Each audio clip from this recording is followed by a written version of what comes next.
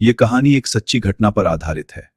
नाम और जगह बदले गए हैं, लेकिन जो हुआ वो आज भी उस गांव के लोग भूले नहीं हैं। मैं उस रात को कभी नहीं भूलूंगा। मुझे बस एक काम था, अपनी बहन को लेने जाना, लेकिन उस गांव ने मुझे कुछ और ही दिखाया। गांव पहुंचते ही कुछ अजीब लगा। सड़कें सुनसान थी, रात के 10 बजे, और एक भी इंसान नहीं।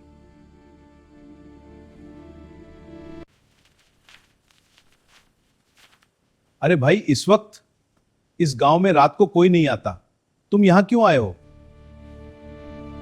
मेरी बहन नेहा, वो यहां अपनी नानी के घर आई थी। 3 दिन से उसका फोन बंद है। उसकी नानी ने बताया वो घर से निकली और वापस नहीं आई। ठीक है, बताओ पूरी बात। तुम्हारी बहन अकेली नहीं है। पिछले 2 महीनों में इससे 4 लड़कियां गायब हो चुकी हैं। हाँ, 4 लड़कियां। 4 लड़कियां? और तुमने कुछ किया नहीं?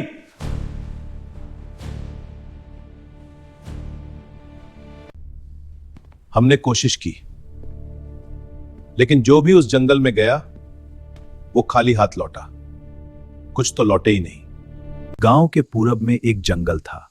लोग उसे काला बन कहते थे वहां जो गया वो 2 तरह से लौटा, या तो पागल होकर या बिल्कुल नहीं।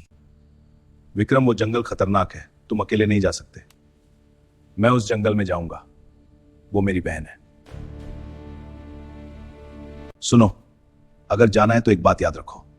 जंगल में एक झोपड़ी है, एक बूढ़ा रहता है बाबा। उससे दूर रहना। वो जितना मासूम दिखता है उतना ही खतरनाक है। जंगल के अंदर कदम रखते ही हवा बंद हो गई, जैसे जंगल ने सांस रोक ली हो।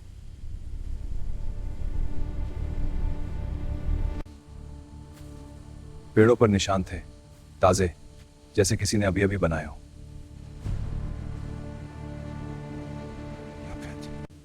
मैं रुक गया। अंधेरे में 2 आंखें चमकी और फिर गायब। वो कपड़ा नेहा का था। मैंने उसे खुद दिया था वो जोड़ा। मेरे हाथ कांपने लगे। विक्रम आगे बढ़ता रहा, कपड़े के टुकड़े जैसे कोई रास्ता बता रहा हो या फंसा रहा हो। दूर रोशनी दिखी, एक झोपड़ी। मुझे इंस्पेक्टर की बात याद आई, बाबा से दूर रहना। झोपड़ी के बाहर जानवरों की खोपड़ियां लटकी थी। अंदर से मंत्र जैसी आवाजें आ रही थी।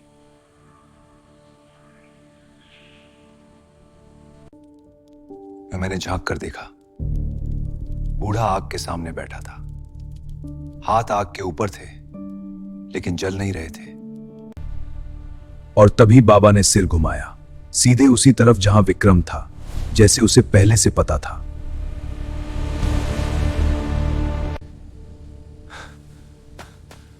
मैं पीछे हट गया।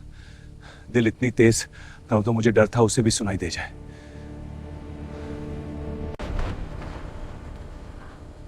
बेटा, जंगल में रात को अकेले आना ठीक नहीं, लेकिन चूंकि आए हो, अंदर आ जाओ।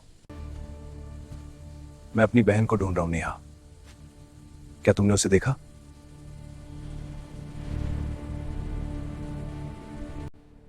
नेहा, हाँ, वही बड़ी प्यारी बच्ची है। अंदर है, आओ।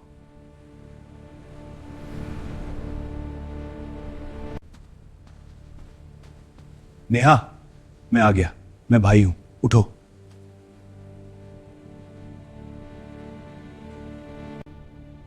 तुमने उसके साथ क्या किया? वो बोल क्या यूं नहीं?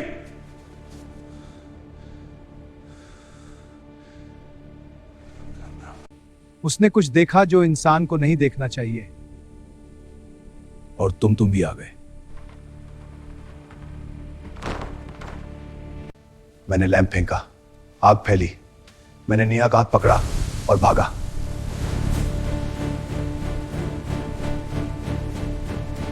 विक्रम भागा, नेहा भाग रही थी, लेकिन जंगल जैसे रास्ता बंद कर रहा था।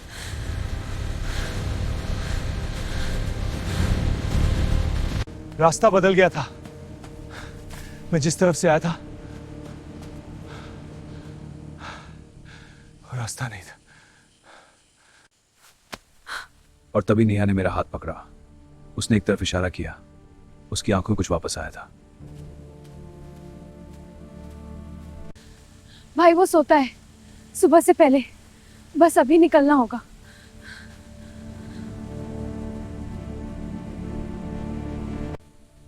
बाबा ने पीछा नहीं किया। वो बस खड़ा था, मुस्कुराता हुआ, जैसे पता था कुछ जो विक्रम नहीं जानता था। हम निकल आए, नेहा को गले लगाए। वो कांप रही थी। अब मैं भी।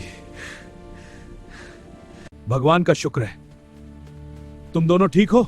जल्दी गाड़ी में चलो। कंट्रोल, राघव तोमर बोल रहा हूं, बैकअप चाहिए, जल्दी भेजो। भाई वो बाबा, उसने कहा लड़कियां उसकी शक्ति हैं। वो हम सबको वही रोकना चाहता था, हमेशा के लिए। मैंने सुना था वो बाकी 4 लड़कियों को भी ले गए थे। बाकी 4 लड़कियां? मुझे इंस्पेक्टर से पूछना था, क्या वो अभी भी वहां है? सुनो सब, उस जंगल में चलना है अभी। बाबा को पकड़ना है और जो लड़कियां हैं उन्हें निकालना है। चलो। हम उस जंगल में दोबारा गए, इस बार पुलिस के साथ। इस बार डर नहीं था, सिर्फ एक मकसद था।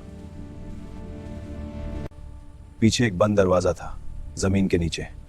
मैं पहले उतरा।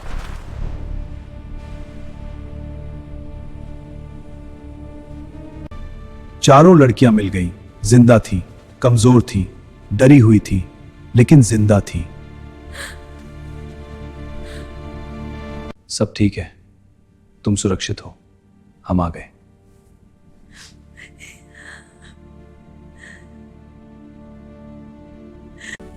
उस सुबह 5 परिवार दोबारा पूरे हुए।